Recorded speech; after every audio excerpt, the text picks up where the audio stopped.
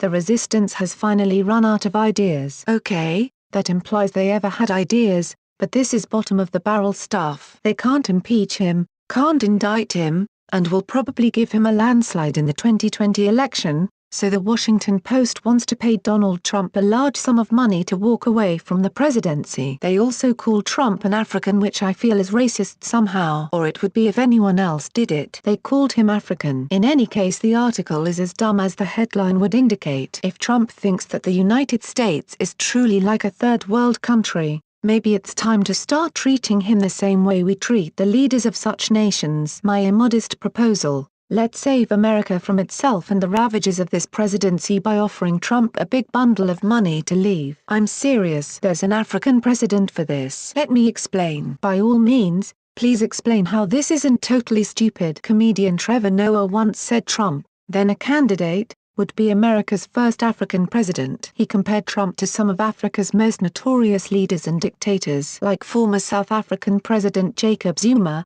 Trump blames migrants for crime. Like Gambia's former president Yahya Jammeh, who claimed he had an herbal cure for AIDS, Trump has cast doubt on vaccines. As president, Trump has attacked the press, run a cabinet mired in corruption scandals, and given his children incredible and undeserved political power and access. That's a familiar story in Africa. If you think Ivanka Trump is getting a sweet deal out of her father's presidency, read about Angola's Isabel dos Santos, who was given the control of the country's state oil firm and became Africa's richest woman. Noah was right. Trump, not Barack Obama, is America's first African president. You know this is a dumb idea when Trevor Noah is the inspiration behind it. Here's where the money part comes in. Every year, the Mo Ibrahim Foundation, founded by a wealthy Sudanese businessman of that name, offers a prize of $5 million, payable over 10 years, to an African leader who exemplifies quality leadership. The prize, which was created in 2006,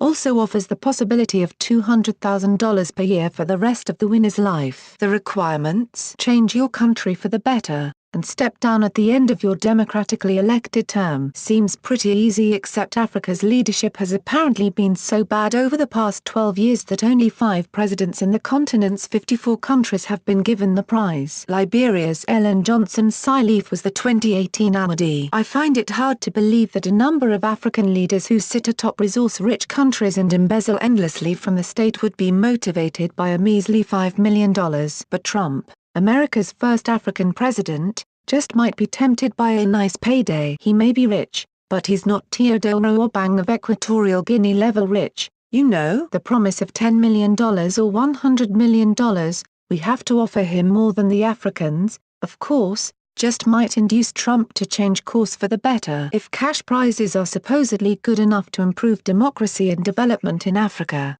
they should be good enough for us, right? Except Africa is a shithole, so the prize money has been no motivator for improving democracy and development. Sadly, that's hardly the dumbest thing about this. Why would a billionaire like Trump give a rat's ass about a paltry $100 million?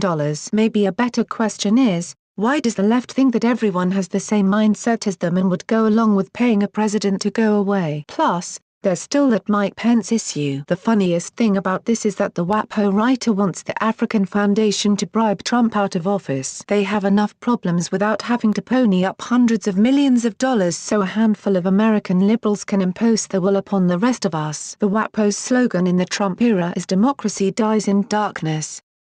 That may be true, but stupidity thrives like fungus in darkness, and the idea that the newspaper wants to pay Trump to go away because liberals don't like the results of a free and fair election, is about the dumbest and least democratic thing I've ever heard of. What do you think? Scroll down to comment below. Like and share this video on Facebook and Twitter if you agree. Don't forget to support this channel by clicking on the donation link down below and subscribing so you never miss any of our trending reports. What do you think about this report? Scroll down to comment below. Now, if you are seeking the latest trends in fashion, and electronics and gifts and more at the best prices, please feel free to visit www.atthismall.com. Once again, that is www.atthismall.com.